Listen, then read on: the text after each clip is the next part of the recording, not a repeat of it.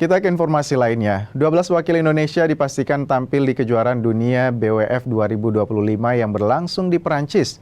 Berdasarkan hasil undian, atlet Merah Putih langsung berhadapan dengan pemain unggulan di babak kedua atau ketiga.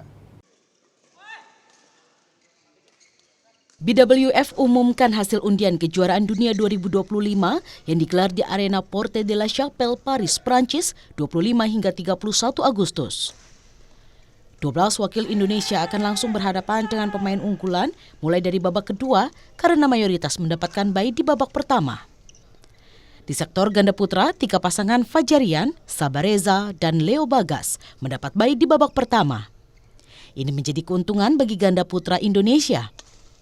Fajar Alfian Muhammad Rian Ardianto bilang akan tampil mati-matian demi merebut gelar juara di turnamen berlevel Super 1000 ini. Pengen juara dunia karena kami juga belum pernah meraih titel itu, baru juara 3, tapi di tahun ini ya semoga harapan itu bisa membuahkan hasil. Kita harus selalu menjaga fokusnya, walaupun nanti dipisah di pertandingan terakhir ini ya semoga bisa memberikan yang terbaik. Sementara di sektor ganda putri, 2 pasangan mendapatkan bye di babak 64 besar, yakni Ana Tiwi, Lani Fadia. Sedangkan di sektor ganda campuran, Jafar Felicia juga langsung melaju ke babak kedua, kecuali Rinov Pita yang harus berjuang 64 besar.